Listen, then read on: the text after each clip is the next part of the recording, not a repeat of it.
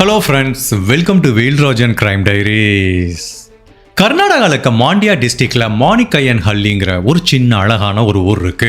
அந்த ஊர்ல ஜனவரி மாதம் 20ஆம் தேதி 2024 ஒரு நபர் மதியம் 4 மணிக்கு போலீஸ் ஸ்டேஷனுக்கு பதட்டமா வராரு.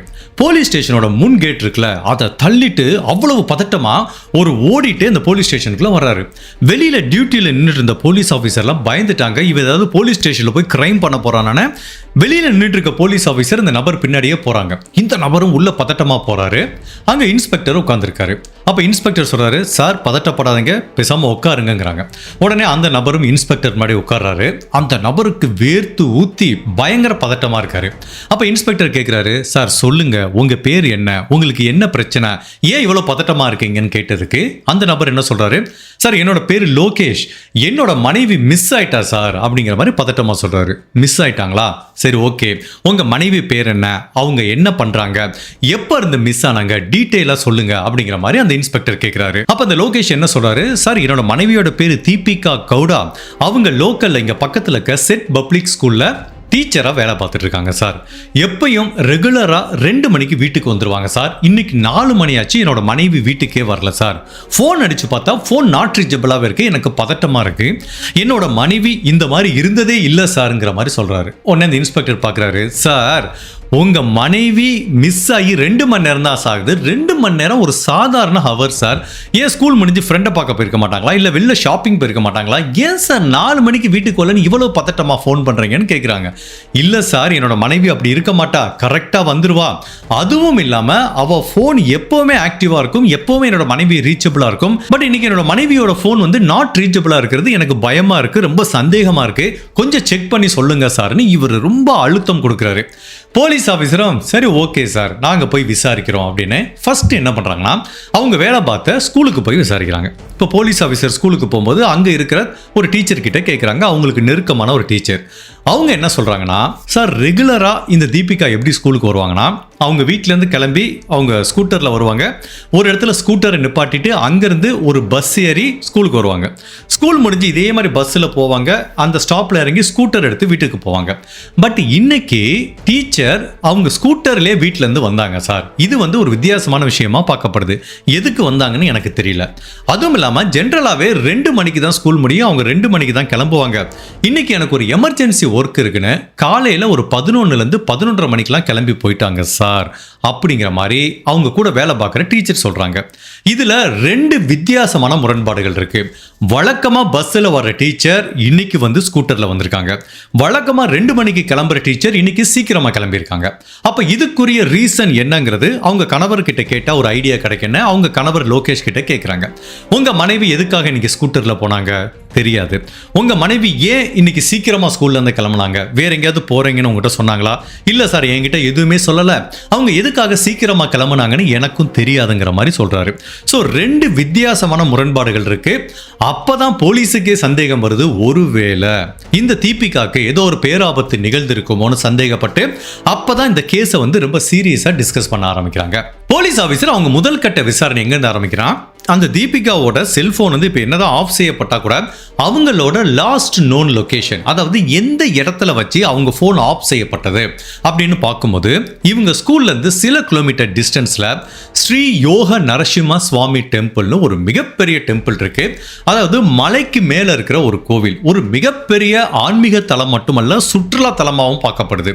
நிறைய பேர் சாமி கும்பிட வருவாங்க, ஃபேமிலியா டூர் மாதிரி வந்து அந்த மலை மேல ஏறி சுத்தி அங்கங்க போட்டோ எடுக்கிறது, ரீல்ஸ் எடுக்கிறது, அங்க வந்து கொஞ்சம் டைம் ரிலாக்ஸ் பண்ணிட்டு போறதுன்னு அதை ஒரு டூரிஸ்ட் ஸ்பாட் மாதிரியும் நிறைய பேர் யூஸ் பண்ணிட்டு இருக்காங்க.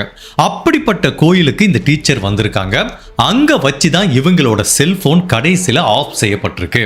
அப்ப போலீஸ் என்ன முடிவு பண்றாங்க, சரி அந்த கோவிலுக்கு போய் பார்த்துடலான்னு சாயங்காலம் ஒரு 5-6 மணி இருக்கும்.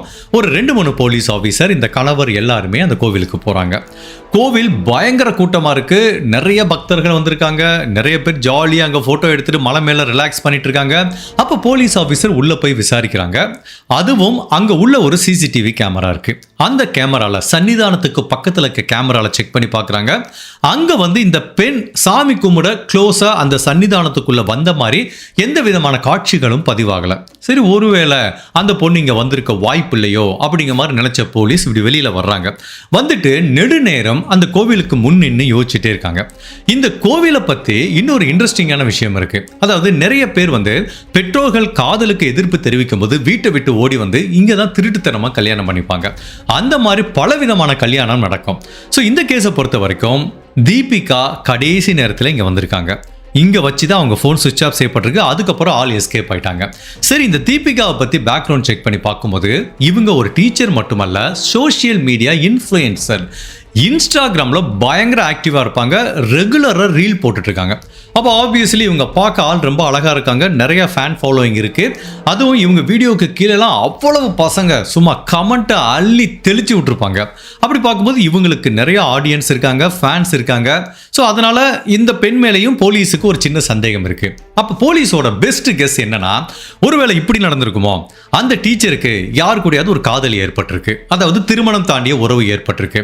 அது கூட வேலை பார்க்குற டீச்சராக இருக்கலாம், இல்லைன்னா இந்த மாதிரி சோஷியல் மீடியாவில் அவங்க ஃபேனாக இருக்கலாம். யாரு கூடயோ லிங்க் ஏற்பட்டு அந்த நபரை வந்து திருட்டுத்தனமாக அந்த கோவிலில் வந்து திருமணம் பண்ணிக்கிட்டு ஆள் எஸ்கேப் ஆயிட்டாங்க. இதுதான் நடந்திருக்க வாய்ப்பு இருக்கோ அப்படிங்கிற மாதிரி திங்க் பண்ணி மனசுக்குள்ளே வச்சுக்கிட்டு இருக்காங்க. அப்படி பலவித சந்தேகத்தோட அந்த கோவிலில் அப்படி மலை மேலேருந்து இறங்கி வந்துட்டு இருக்கும்போது தொலை தூரத்துலேருந்து அவங்க கணவர் வந்து சார் அப்படின்னு கத்திட்டு ஓடி வர்றாரு. உங்களுக்கு புரியல என்ன ஆச்சு அப்படின்னு கேட்டால், சார் என்னோட மனைவியோட ஸ்கூட்டர் இங்கே நான் பார்த்தேன் சார், இங்கே பார்க் செய்யப்பட்டிருக்குங்கிறாரு. உடனே போலீஸ் ஆஃபீஸரை போய் பார்க்குறாங்க. அது தீபிகாவோட ஸ்கூட்டர் தான் பார்க் செய்யப்பட்டிருக்கு. பட் தீபிகா இல்லை. போலீஸ் ஒட்டுமொத்தமாக ஒரு முடிவுக்குமே வந்துட்டாங்க. இந்த டீச்சருக்கு யார் கூட தொடர்பு இருக்கு, இங்கே வந்து கல்யாணம் பண்ணிட்டாங்க, ஆள் எஸ்கேப் ஆயிட்டாங்க. இதை ஓப்பனாக அவங்க கணவர்கிட்டே சொல்லிடுறாங்க. இங்கே பாருங்க லோகேஷ், இனிமேல் உங்கள் மனைவியை தேடுறதுல அர்த்தம் இல்லை. அவங்க விருப்பத்தோட தான் போயிருக்க மாதிரி எங்களுக்கு தெரியுது. அதனால நீங்களும் உங்க டயத்தை வேஸ்ட் பண்ணாங்க. ஒரு 2 நாள் வெயிட் பண்ணி பாருங்க, அவங்களே ஃபோன் பண்ணுவாங்க, ஒரு முடிவு கிடைக்கும். நீங்க ஒன்றும் கவலைப்படாம நிம்மதியா வீட்டுக்கு போயிட்டு வாங்க அப்படிங்கிற மாதிரி போலீஸ் அதிகாரிகள் அந்த கணவருக்கு வந்து ஒரு அட்வைஸ் கொடுக்குறாங்க. பட் போலீஸ் டிபார்ட்மெண்ட் சொன்ன இந்த தகவல் வந்து அவங்க கணவருக்கு ஒரு மிகப்பெரிய எரிச்சலை உண்டு பண்ணுது. அவருக்கு வந்து அவங்க மனைவி மேல ஒரு தீர்க்கமான நம்பிக்கை இருக்கு.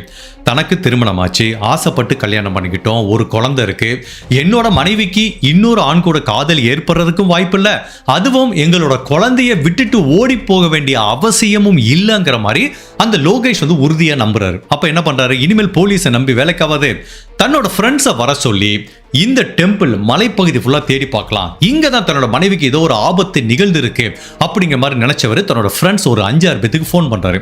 அவங்க ஃப்ரெண்ட்ஸுக்கும் இந்த தீபிகாவை பத்தி நல்லா தெரியும். சோஷியல் மீடியா இன்ஃப்ளூயன்சர்னாலே சில பேர் தப்பா இருப்பாங்க மாதிரி ஒரு கண்ணோட்டம் இருக்கு. பட் இந்த நண்பர்கள் அவங்கள க்ளோஸா இருந்து பார்த்ததுனால இந்த பெண் தவறு செஞ்சிருக்க வாய்ப்பு இல்லை. கண்டிப்பா இந்த கோவில்ல அந்த பெண்ணுக்கு ஒரு பேராபத்து நிகழ்ந்திருக்குங்கிறத அவங்க நண்பர்களும் நம்புறாங்க. ஸோ இவரும் ஒரு 5 பேரை கூப்பிடுறாரு. எல்லாருமே கோயிலுக்கு முன்னாடி வந்து நிற்கிறாங்க. அவர் நடந்ததை எல்லாத்தையும் சொல்றாரு.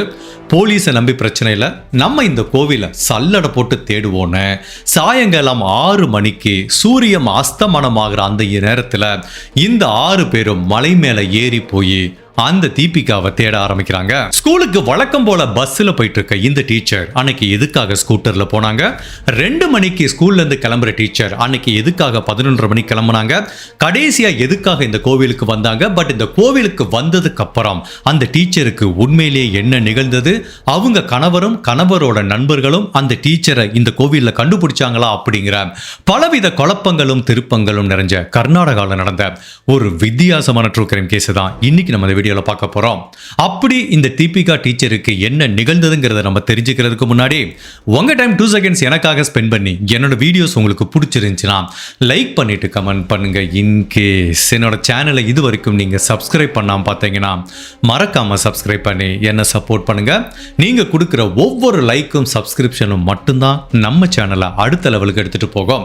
ஸோ வழக்கம் போல இந்த கேஸ்ல இருந்து வாழ்க்கைக்கு தேவையான பல வாழ்க்கை பாடங்களை கத்துக்க போறோம். கடைசி வரைக்கும் ஸ்கிப் பண்ணாம பாருங்க. உண்மையிலேயே நம்மளுக்கு வாழ்க்கை பாடத்தை கற்றுக் கொடுக்கறதுக்கு பெரிய பெரிய ஆசானம் இல்லை பெரிய பெரிய சைக்காலஜிக்கல் எக்ஸ்பர்ட்டா தேவையில்லை. இந்த மாதிரி ஒரு கிரைம் கேஸை பார்த்து அதை மனசார புரிஞ்சுக்கிட்டோனாலே நம்ம வாழ்க்கையில இதெல்லாம் பண்ணக்கூடாது அப்படிங்கிற பல விஷயங்களை கற்றுக்கலாம். அந்த மாதிரி இந்த கேஸ்ல இருந்தும் ஒரு மிக முக்கியமான விஷயத்தை கத்துக்க போறோம். சோ இந்த லோகேஷ் கிட்ட போலீஸ் என்ன சொன்னாங்க, நாங்க கோவிலுக்குள்ள இருக்க சிசிடிவி கேமரா செக் பண்ணிட்டோம், உங்க மனைவி சன்னிதானத்துக்குள்ளேயே வரலங்கிறாங்க. அப்ப கண்டிப்பா என்னோட மனைவி கோவிலுக்குள்ள போயிருக்க வாய்ப்பு இல்ல. அப்ப என்ன பண்ணலாம்னா, இந்த கோவிலை சுத்தி நிறைய மலைப்பகுதி இருக்கு, நிறைய மரங்கள் இருக்கும், சின்ன சின்ன குன்றுகள் இருக்கும், அடர்ந்த புதர்கள் இருக்கும். உண்மையிலேயே உள்ள ஏதாவது விழுந்தா கூட தெரியாது, அந்த அளவுக்கு ஒரு டேஞ்சரான ஏரியா தான் இந்த கோவிலை சுத்தி இருக்கு. அதுவும் இந்த கோவிலுக்கு பின்புறம் ஒரு வழி இருக்கு, அது வந்து பாத்தீங்கன்னா கம்ப்ளீட்லி ஐசோலேட்டட். அந்த பக்கம் நார்மலா மக்கள் யாரும் போக மாட்டாங்க. கோவிலுக்கு வர்றவங்க முன்பகுதியில் இங்க இருந்துட்டு போட்டோ எடுத்துட்டு போயிடுவாங்க, ஜாலியா ரிலாக்ஸ் பண்ணிட்டு போவாங்க. சில பேர் இந்த யார் என்ன சொன்னாலும் கேட்கறாத சில அகராதிகள் இருக்கும், அதுக்கு மட்டும்தான் பின்னாடி போய் பார்த்து ஏதாவது பிரச்சனையில் போய் முடியும். சரி, நம்ம தேடி பார்ப்போம்னா இந்த நண்பர்களும் லோகேஷும் அந்த ஹில் சைடு ஃபுல்லாக தேடி பார்க்குறாங்க. எங்கேயுமே தீபிகா இருந்ததுக்குரிய தடயமும் கிடைக்கல. அதுவும் முந்தின நாள் நல்ல மழை பெஞ்சதுனால அந்த மண் ஃபுல்லாக நல்ல ஈரப்பதமாக இருக்கு. ஸோ தேடுறது, அந்த இடத்துல காலை வச்சாலே வழுக்கிறது எல்லாமே இவங்களுக்கு ரொம்ப சேலஞ்சிங்காக இருக்கு. ஸோ இப்போ சைடில் ஃபுல்லாக தேடியாச்சு. சரி, அந்த கோவிலுக்கு பின்புறமாக போய் தேடுவோம், யாருமே போகாத பகுதிக்கு போய் தேடுவோம் அப்படின்னு அப்படி ஒவ்வொருத்தராக பிரிஞ்சு தேடிட்டு இருக்கும்போது இந்த லோகேஷோட நண்பர் ஒரு இடத்த பார்க்குறாரு. Soil disturbance. ரீசெண்டாக ஒரு இடத்துல அப்படி சாயில போட்டு மூடின மாதிரி தெரியுது.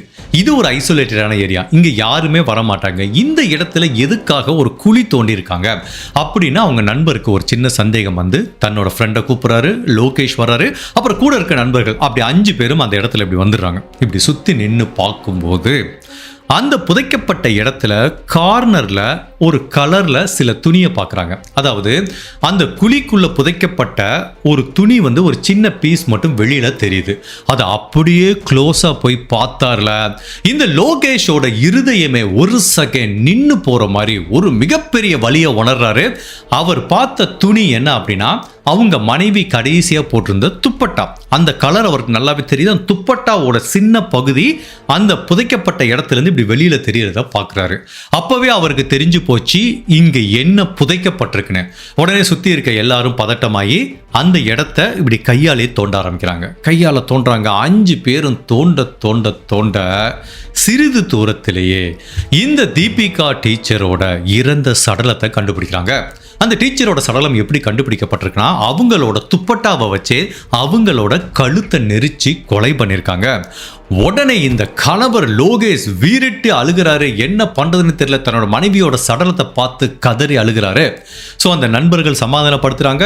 அடுத்த 5 நிமிஷத்துக்குள்ளேயே காவல்துறை டீமுக்கு இதை பத்தி தகவல் சுருக்கப்படுது. ஸோ போலீஸ் டிபார்ட்மெண்ட் எந்த மூஞ்சி வச்சுட்டு இங்க வருவாங்க, ஏற்கனவே உன் மனைவி யாருடைய ஓடி போயிருப்பாளன்னு சொன்னாங்க. பார்த்தா அதே கோயிலுக்கு அந்த மலைக்கு பின்னாடி இந்த பொண்ணோட சடலம் புதைக்கப்பட்டிருக்கு. இப்போ போலீஸ் ஆபீசர் வர்றாங்க, மிகப்பெரிய டீம் வர்றாங்க, ஃபாரன்சிக் டீம் வர்றாங்க. ஸோ அந்த இடத்த ஃபுல்லா செக்யூர் பண்ணி அந்த கிரைம் சீன்லேருந்து எந்தவித தடயங்களும் அழிக்கப்படக்கூடாதுங்கிறதுல உறுதியாக கலெக்ட் பண்ண ஆரம்பிக்கிறாங்க. ஸோ ஃபர்ஸ்ட் இந்த தீபிகாவோட உடலை பார்க்கும்போது தெரியுது அந்த துப்பட்டா வச்சு கழுத்தை நெரிச்சு தான் கொலை பண்ணியிருக்காங்க. ஸோ அந்த பெண்ணோட சடலத்தை கைப்பற்றி பிரேத பரிசோதனைக்கு அனுப்புகிறாங்க. மேபி அதுலேருந்து ஏதாவது தடயம் கிடைக்கும். கொலைகாரன் அந்த பெண்கிட்ட தவறாக நடந்திருக்கானா, எத்தனை மணிக்கு அந்த பெண் கொலை செய்யப்பட்டாங்கிற பல முக்கியமான தகவல்கள் வந்து பிரேத பரிசோதனை அறிக்கையில் தெரிய வரும். அதுக்கப்புறம் அந்த பெண் புதைக்கப்பட்ட அந்த குழியை பார்க்குறாங்க. இதுக்கு பேர் ஆங்கிலத்தில் ஷேலோ கிரேவ்மாங்க. ஷேலோ கிரேவ்னா ஒன்றும் இல்லை, இப்போ நம்ம ஒருத்தன் ஒரு கிரைம் பண்ணிட்டான், அந்த உடலை புதைக்கணும் அப்படின்னா பக்காவாக 6 அடிக்கு குழி தோண்டி ப்ராப்பராக குழி தோண்டி புதைக்கிறது.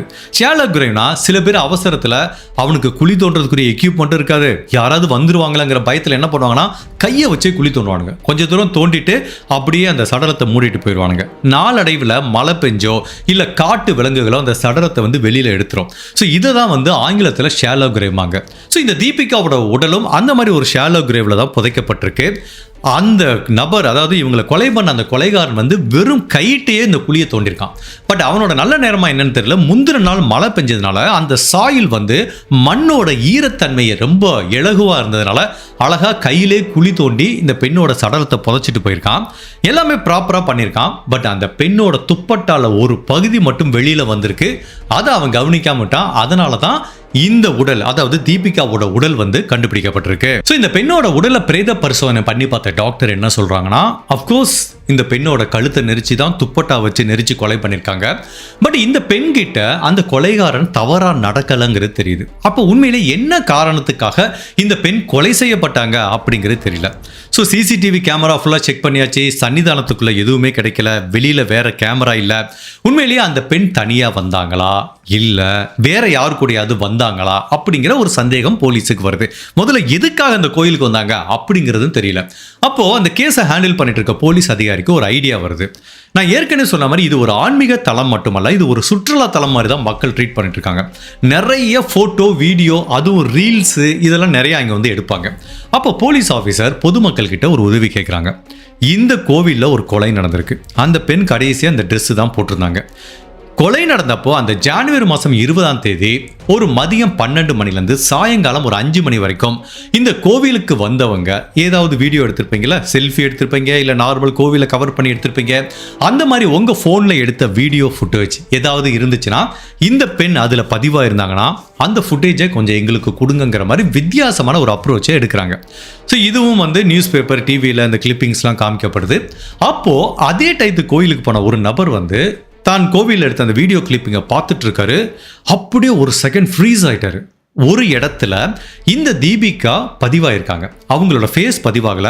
இவர் என்ன பண்ணியிருக்காரு, இப்படி பனரோமிக் இப்படியே சுற்றி வீடியோ எடுத்துட்டு இருக்கும்போது கொஞ்சம் தொலை தூரத்தில் ஒரு மலை குன்றில் அந்த பெண் நின்றுட்டு இருந்திருக்காங்க. அதை எப்படி உறுதிப்படுத்துறாங்கன்னா அந்த பெண்ணோட ட்ரெஸ்ஸை வச்சு ஈஸியாகவே உறுதிப்படுத்துறாங்க. அப்போ இவர் அதை பார்த்துட்டாரு, ஆஹா கரெக்டு, நம்மளோட வீடியோ கிளிப்பிங்கில் கொலை செய்யப்பட்ட தீபிகா பதிவாயிருக்காங்க. பட் இதில் என்ன ட்விஸ்ட் அப்படின்னா அந்த மலை குன்றில் நின்றுட்டு இருந்தது தீபிகா மட்டுமல்ல, பக்கத்தில் இன்னொரு ஆண் நின்றுட்டு இருந்ததும் அந்த காட்சிகளில் பதிவாயிருக்கு.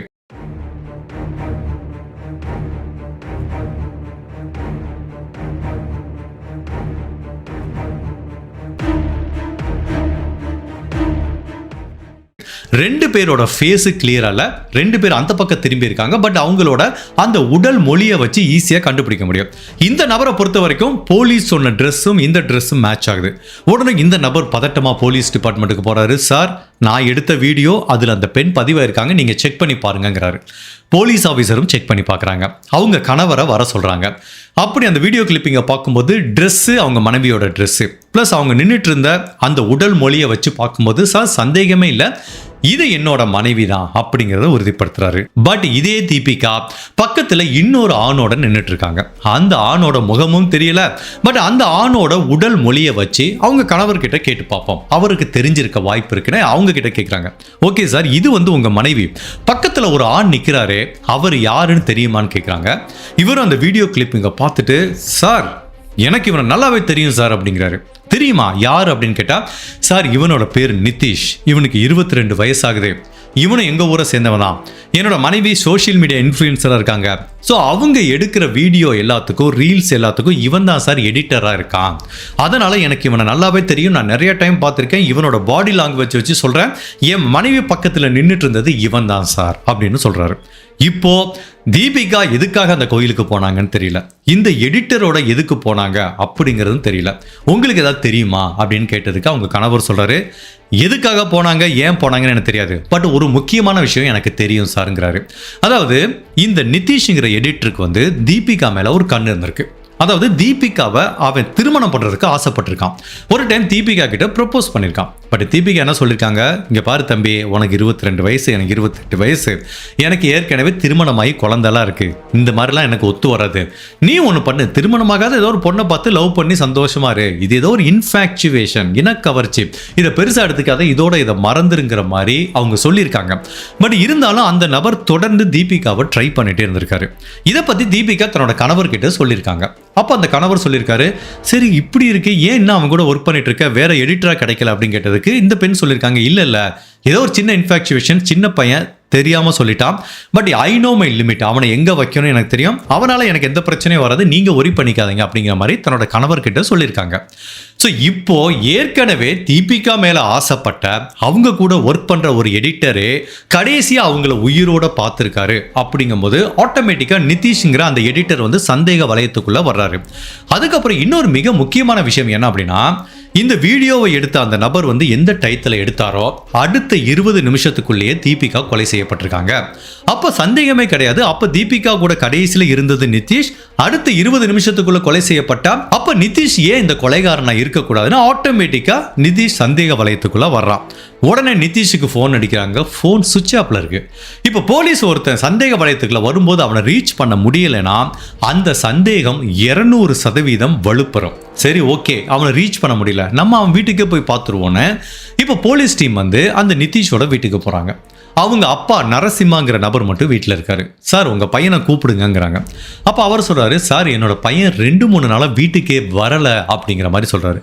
எங்கே போனா அப்படின்னு கேட்டால், அவன் என்ன சார் சின்ன பையன் தான், யாராவது ஃப்ரெண்ட்ஸ் கூட டூர் போயிருப்பான், எங்கேயாவது போயிருப்பான், நாங்கள் அதை பற்றிலாம் ஒன்றும் கவலைப்பட மாட்டோங்கிற மாதிரி அவர் சொல்கிறாரு. பட் இருந்தாலும் அவரோட உடல் மொழியையும் அவரோட வாய்மொழியையும் வச்சு பார்க்கும்போது இந்த நபர் எதையோ மறைக்கிறாருங்கிறது போலீஸுக்கு தெரியுது. அப்போ போலீஸ் ஆஃபீஸர் அவர்கிட்ட கேட்குறாங்க, உங்கள் ஃபோனை கொடுங்கன்னு கேட்குறாங்க. அவர் தர்றதுக்கு மறுக்கிறாரு. உடனே போலீஸ் வலுக்கட்டாயமாக ஃபோனை வாங்கிறாங்க.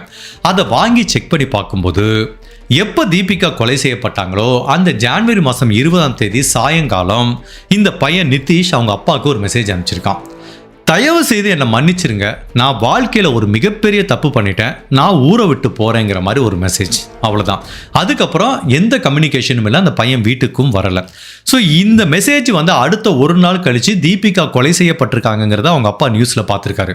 ஸோ அப்போ ஆட்டோமேட்டிக்காக அவங்க அப்பாவுக்கு நல்லாவே தெரிஞ்சிருக்கும் தன்னோட பையன் என்ன தப்பு பண்ணிட்டான், ஏன் இந்த தீபிகாவை அவன் தான் கொலை பண்ணியிருக்காங்கிறது அவங்க அப்பாவுக்கு தெரியும். ஸோ இவ்வளவு தெரிஞ்சிருந்தும் அவங்க பையனை காப்பாற்றுறதுக்கு அவங்க அப்பா முயற்சி பண்ணியிருக்காரு. சரி, இப்போ அவங்க பையன் எங்கே இருக்காங்க கேட்டால் எனக்கு தெரியவே தெரியாதுங்கிறாரு. ஸோ குற்றவாளியை வந்து இவர் காப்பாற்றுறதுக்கு முயற்சி பண்ண குற்றத்துக்காக இந்த நிதிஷோட அப்பா நரசிம்மாங்கிற நபரை வந்து போலீஸ் அரெஸ்ட் பண்ணுறாங்க. இப்போ அடுத்து அந்த நிதிஷ் எங்கே இருக்கான்னு வலை வீசி தேட ஆரம்பிக்கிறாங்க. அவனோட ஃபோன் சுவிட்ச் ஆஃப்ல இருக்கு. பட் அதே டயத்தில் அவன் கடைசியில் யாரு கூடலாம் பேசுனான்னு ஒரு லிஸ்ட் எடுக்கிறாங்க. ஒரு 5 பேர் லிஸ்ட்டை எடுத்து பார்க்கும்போது அந்த 5 பேரோட ஃபோன் நம்பர் எதெல்லாம் ஆக்டிவாக இருக்குன்னு அவங்கள ரீச் பண்ணும்போது ஆட்டோமேட்டிக்காக தெரிஞ்சிருக்குது அந்த 5 பேருமே இவனோட க்ளோஸ் ஃப்ரெண்ட். அவங்க மூலமாக சில இன்ஃபர்மேஷனை வாங்கிட்டு ஒரு இடத்துல பதுங்கி இருந்திருக்கான். அது அவங்க நண்பர்கள் மூலமாக தகவல் கிடைக்குது. உடனே போலீஸ் ஆஃபீஸர் அந்த இடத்துக்கு போயிட்டு நிதிஷ்ங்கிற இந்த நபரை வந்து அரெஸ்ட் பண்ணிடுறாங்க. இப்போ அரெஸ்ட் பண்ணி திரும்ப போலீஸ் ஸ்டேஷனுக்கு விசாரணைக்கு கூட்டிகிட்டு வர்றாங்க. அவங்ககிட்ட எல்லா டீட்டெயிலும் கேட்குறாங்க. ஈவன் நிறைய தடயம் இருக்குது. அதுவும் அந்த வீடியோ, அந்த கோவிலுக்கு வந்த ஒரு நபர் எடுத்த வீடியோ வந்து ஒரு மிக முக்கியமான தடயமாக பார்க்கப்படுது. அதுக்கப்புறம் இவன் அவங்க அப்பாவுக்கு அனுப்பிச்ச மெசேஜ். இதை எல்லாத்தையும் வச்சு கன்ஃபரண்ட் பண்ணும்போது வேற வழியே இல்லாமல் நான் தான் தீபிகாவை கொலை பண்ணேன் அப்படிங்கிறத இந்த நிதிஷ் வந்து கன்ஃபெஷன் பண்ணிக்கிறான். பட் என்ன காரணத்துக்காண்டி அவன் கொலை பண்ணான்னு ஒன்றா அவன் சொன்ன கன்ஃபெஷனை கேட்டு போலீஸ் மிரண்டு போயிட்டாங்க. டே, இன்னும் நாட்டில் எத்தனை பேரா இப்படி இருக்கீங்க அப்படிங்கிற மாதிரி ஒரு கொஸ்டின் தான் போலீஸுக்கு வருது. ஸோ இவன் என்ன சொல்கிறான் போலீஸ் கிட்ட, சார் நான் வந்து இந்த தீபிகா கிட்ட எடிட்டராக வேலை பார்த்துட்டு இருக்கேன். அவங்க ஒரு சோஷியல் மீடியா இன்ஃப்ளூயன்சர். நான் அந்த லோக்கல் அந்த எடிட்டிங் ஸ்டூடியோவெல்லாம் வச்சு பார்த்துட்டு இருக்கும்போது ஒரு நாள் என்னை கான்டாக்ட் பண்ணாங்க. இந்த மாதிரி நான் ஒரு சோஷியல் மீடியா இன்ஃப்ளூயன்சராக இருக்கேன், எனக்கு ரீல்ஸ்லாம் எடிட் பண்ணி தரணும், ப்ரொஃபஷனலாக எடிட் பண்ணி தரணுங்கிற மாதிரி அவங்க கேட்டாங்க. சார் நானும் தர்றேன்னு சொன்னேன். ஸோ ரெகுலராக அவங்களோட ஒர்க் பண்ணுற மாதிரிச்சு. ஈவன் ஷூட்டிங் பண்ணுறதுக்கு எங்களோட ஸ்டூடியோக்கு வருவாங்க, அவுட்டோர் ஷூட்டிங் போவோம். ஸோ எடிட் பண்ண ப்ரீவியூ பார்ப்பாங்க. அந்த மாதிரி அவங்களோட ரெகுலராக ஒர்க் பண்ணுறதுக்கு எனக்கு கான்டாக்ட் கிடச்சிது சார். முதல்ல அவங்களோட ஒர்க் பண்ணும்போதெல்லாம் ஒன்றும் தோணலை சார். பட் ஸ்டூடியோவில் உட்காந்து அந்த டீச்சரோட கிளிப்பிங்ஸை இப்படி பெரிய டிவியில் வச்சு எடிட் பண்ணும்போது பார்க்க அப்படி தேவதை மாதிரி இருப்பாங்க சார்.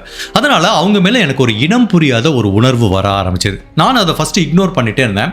பட் டெய்லி அவங்களோட ஃபேஸையும் அந்த அழகான உடல் அமைப்பையும் பார்த்துக்கிட்டு இருக்கும்போது எனக்கு அவங்க மேலே ஒரு காதல் வந்துருச்சு சார்.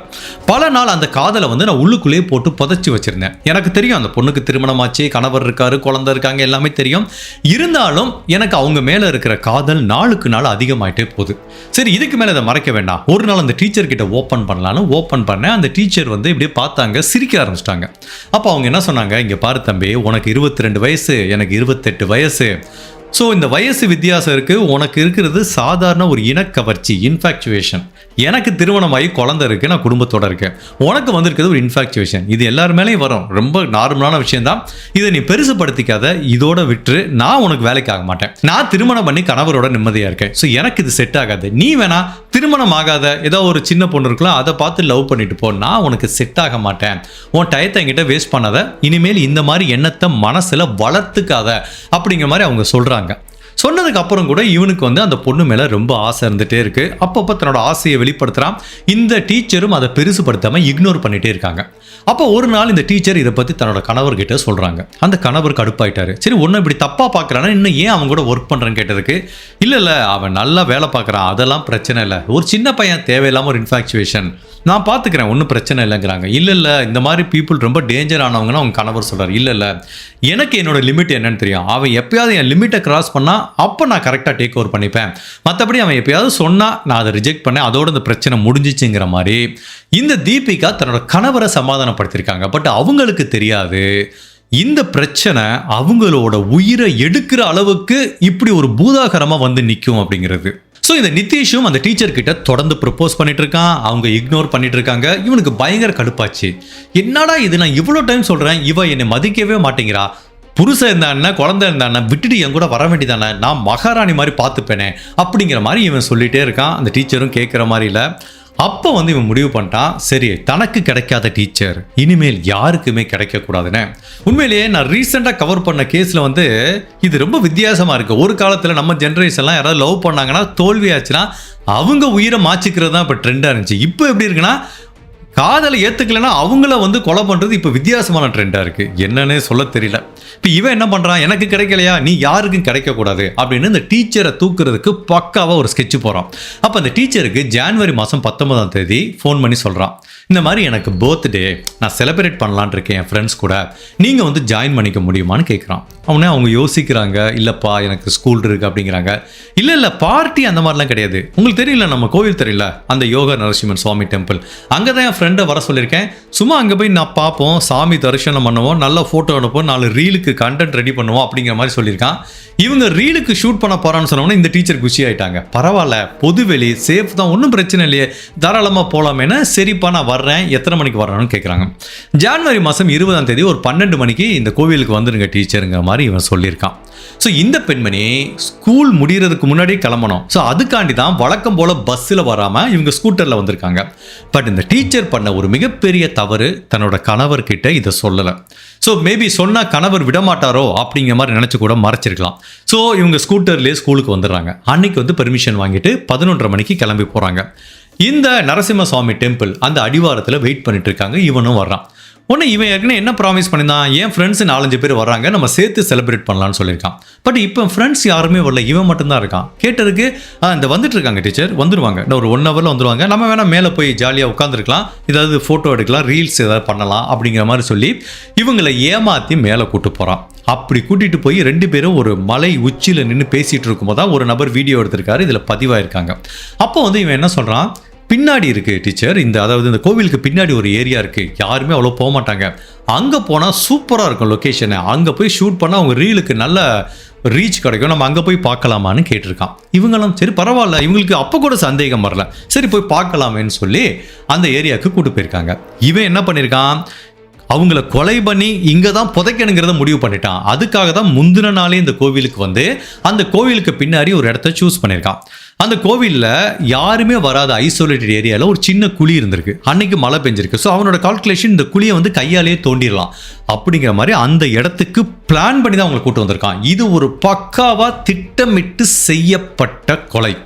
ஸோ அந்த டீச்சரை கூட்டிகிட்டு வந்துட்டு கரெக்டாக அந்த இடத்துல நின்று பார்த்துட்டு இருக்காங்க. டீச்சர் வாவ் சூப்பராக இருக்கே, இந்த லொக்கேஷனுக்கு இது வரைக்கும் நான் வந்ததே இல்லைன்னு அவங்களும் பிரமிப்பாக அந்த லொக்கேஷனை பார்த்துட்டு இருக்கும்போது இவன் திரும்ப அந்த டாப்பிக்கை ஓப்பன் பண்ணுறான். மனசுக்குள்ளே நினச்சிக்கிறான், இந்த டீச்சருக்கு கடைசியாக ஒரு சான்ஸ் கொடுத்து பார்ப்போன்னா, இங்கே பாருங்கள் டீச்சர், உங்களுக்கு கல்யாணம் இருந்தால் கூட பரவாயில்ல, உங்களை நான் உயிருக்கு உயிரை நேசிக்கிறேன், நீங்கள் இல்லாத வாழ்க்கையை நினச்சி கூட பார்க்க முடியல, நீங்கள் உங்கள் புருஷன் குழந்தைய விட்டுட்டு வந்துருங்க, உங்களை நல்லா பார்த்துக்கிறேங்கிற மாதிரி இவன் சீரியஸாக சொல்கிறான். டீச்சர் படக்கு சிரிச்சுட்டு வழக்கம் போல் சொல்கிறதா, நான் இங்கே பாருப்பா, நான் எத்தனை டைம் சொல்லுவேன், இதுதான் என்னோட ஆன்சர், என் குடும்பத்தையோ குழந்தையோ விட்டுட்டு வர முடியாது, நான் உன்னை தம்பி மாதிரி தான் பார்க்குறேன், அந்த மாதிரி ஒரு தவறான எண்ணத்தில் எனக்குமே பார்க்கல, அதனால நீ உன் வயசுக்கு ஏற்ற பொண்ணை லவ் பண்ணிட்டு சந்தோஷமா இருப்பாங்கிற மாதிரி சிரிச்சுட்டே நினைக்கிறாங்க. அவங்களுக்கு அப்போ கூட அந்த டேஞ்சர் ஆபத்து புரியல. இவன் வழக்கம் போல கேட்கறதானே, ஸ்டூடியோவில் கேட்கறதானே, அதே மாதிரி தான் இங்கேயும் கேட்குறான் அப்படின்னு நினச்சிட்டு பதில சொன்னாங்கல்ல. அடுத்த டைம் இந்த நிதிஷுக்கு வந்துச்சு பாருங்க கோபம். அவன் முடிவு பண்ணிட்டான், கடைசி டைம் உன்ட்ட கேட்குறேன், இப்போ நீ முடியாதுன்னு சொன்னா உன்னை உயிரோட விட மாட்டேங்கிற மாதிரி ஒரு செகண்ட் அந்த டீச்சர் என்ன நடக்குன்னு சுதாரிக்கிறதுக்குள்ள அவங்களோட துப்பட்டாவை எடுத்து அவங்க கழுத்துல போட்டு இருக்க ஆரம்பிக்கிறான். அதாவது அவங்களுக்கு ரியாக்ட் பண்றதுக்கு டைமே இல்லை, கத்தி உதவி கேட்கறதுக்கு டைம் இல்லை. கிட்டத்தட்ட ஒரு 5-10 செகண்டுக்குள்ளே எல்லாமே முடிஞ்சு போது கழுத்தை நெரிச்சு கொலை பண்ணிட்டான். அதுக்கப்புறம் அங்கேருந்து தரன்னு அவங்க உடம்ப வந்து இழுத்துட்டு போயிருக்கான். சுடிதார் கழுத்தில் மாட்டியிருக்கு துப்பட்டா, அதை வச்சு இழுத்துட்டு போயிட்டு அவன் பின்னாடி ஏற்கனவே ஒரு குழியை பார்த்து வச்சிருக்கான்ல, அந்த குழியை வந்து கையால் தோன்றான். அந்த இடத்துல ஏற்கனவே மழை பெஞ்சதுனால ஈரப்பதம் அதிகமாக இருக்கனால ஓரளவு ஈஸியாக தோண்ட முடிஞ்சிச்சு. ஃபுல்லாக தோண்டிட்டான். தோண்டி டீச்சரோட உடம்ப போட்டு புதைச்சிட்டான். ஃபோனையும் சுவிட்ச் ஆஃப் பண்ணி அங்கேயே புதைச்சிட்டான். அதுக்கப்புறம் என்ன ஆகுது, எல்லாத்தையும் சீல் பண்ணிட்டு உடனே கிளம்பி போகிறான். பட் இவன் கவனிக்க தவறிய மிக முக்கியமான விஷயம் வந்து அந்த டீச்சரோட துப்பட்டா வந்து ஒரு சின்ன பார்ட் மட்டும் வெளியில் அப்படி நீட்டிட்டு இருந்ததை அவன் கவனிக்கலை. இதை வச்சு தான் அந்த லோகேஷோட ஃப்ரெண்ட்ஸ் வந்து இந்த டீச்சரோட சடலத்தை கண்டுபிடிச்சிருக்காங்க. இப்போ இவனுக்கு தெரிஞ்சு போச்சு, இப்போ இல்லாட்டா கூட போலீஸ் எப்படியும் தன்னை கண்டுபிடிச்சிருவாங்க.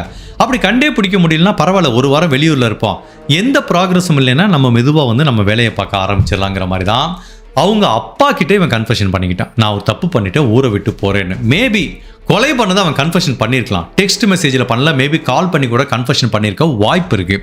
பட் போலீஸ் இன்னொரு விஷயம் என்ன உறுதிப்படுத்துகிறாங்கன்னா, இந்த கொலை பண்ணி முடிச்சதுக்கப்புறம் அவங்க அப்பாவுக்கு மெசேஜ் அனுப்பிச்சதுக்கப்புறம் அவன் வீட்டுக்கே வரல. ஏன்னா போலீஸ் அவனோட வீட்டை சல்லடை போட்டு தேடும்போது இவன் கடைசியாக போட்டிருந்த ட்ரெஸ் வந்து அவங்க வீட்டில் இல்லை. ஸோ இவன் வீட்டுக்கு வரவே இல்லைன்னு தெரியுது. சரி, இது எல்லாமே இவன் சொன்ன கன்ஃபெஷன். பட் இது வந்து அறிவியல் ரீதியாக எப்படி நிரூபிக்கிறதுன்னு பார்க்குறாங்க. அப்போது அந்த கோவிலுக்கு வந்த நபர் எடுத்த ஃபுட்டேஜில் இவங்க 2 பேரும் அப்படி திரும்பி நிற்கிறாங்க.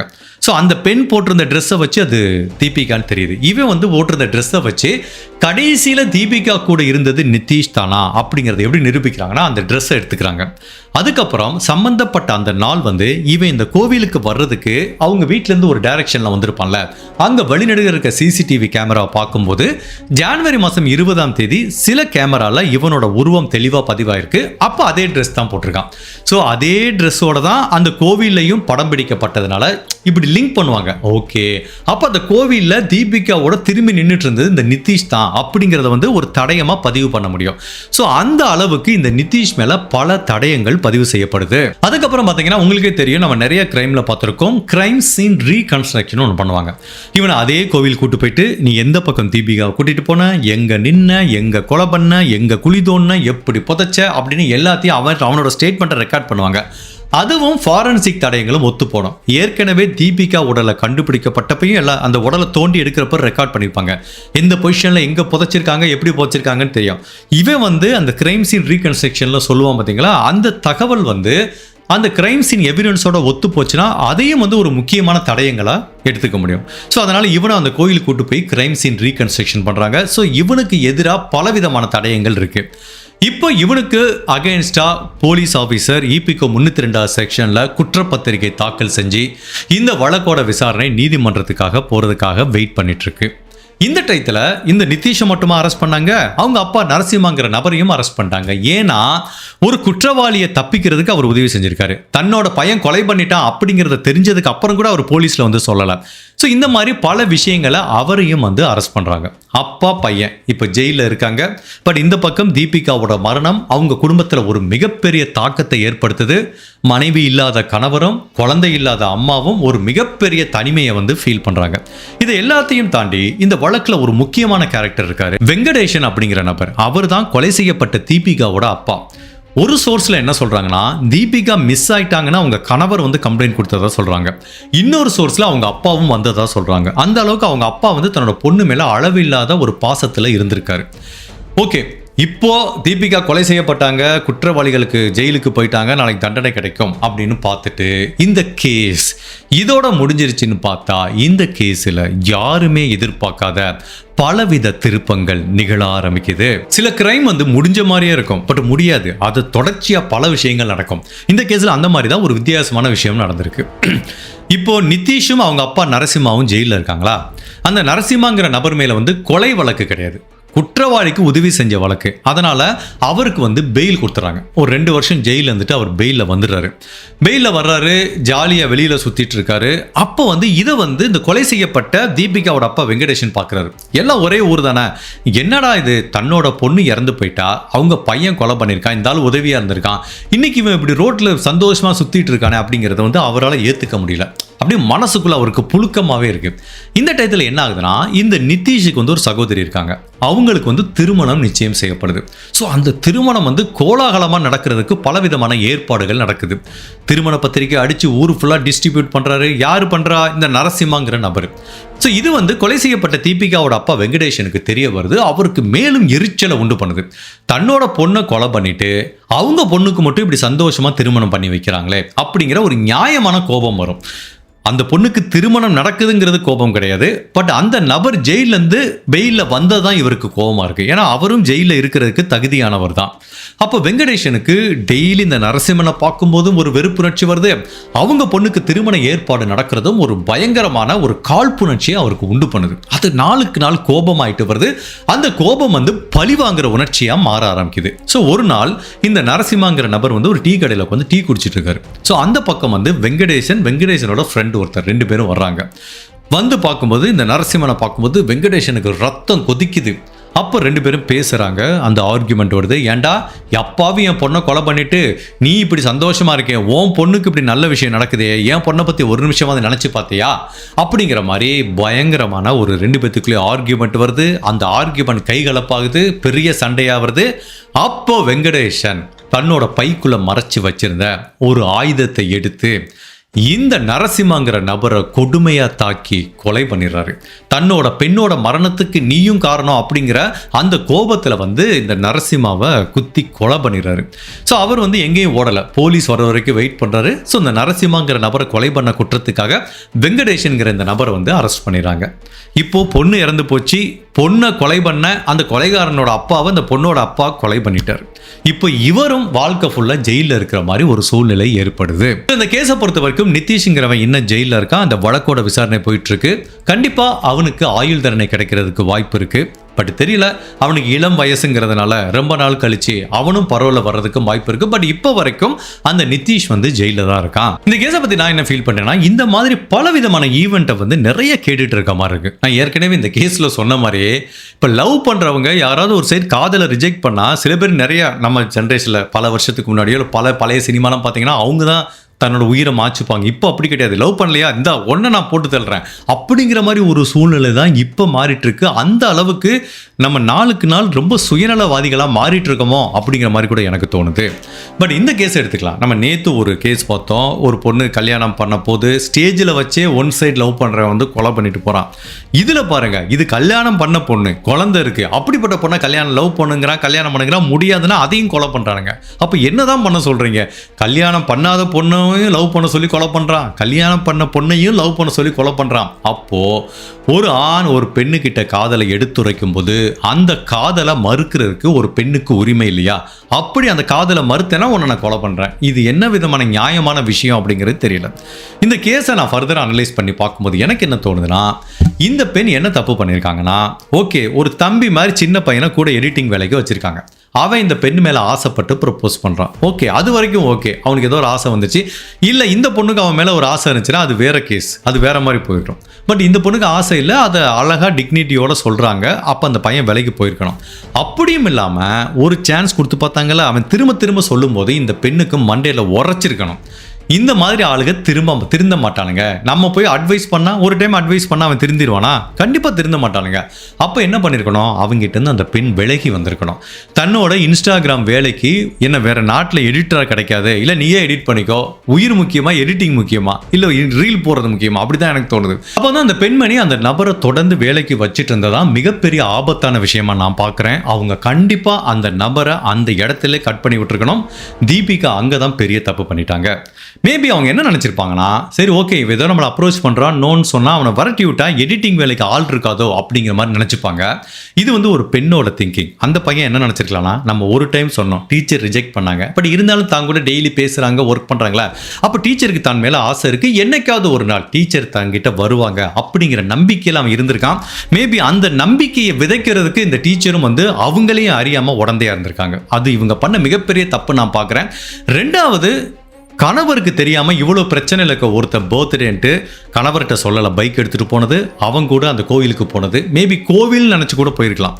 ஒருவேளை ஏன் இப்படி போனாங்க அப்படிங்கிறது தெரியல. அவங்க கணவர்கிட்ட சொல்லிட்டு போயிருந்தா அவர் நோன்னு சொல்லிடுவார், அதனால் இவனை பகச்சிக்க வேண்டாம், இவனால தான் நம்மளுக்கு எடிட்டிங் தேவைப்படுதுங்கிறது அப்படிங்கிற காரணத்தினால தான் மேபி இவனால் பெரிய ஆபத்து இருக்காது, பொது வெளி தானே அப்படிங்கிற மாதிரி நம்பி போயிட்டாங்களோ அப்படிங்கிற மாதிரி கூட எனக்கு தோணுது.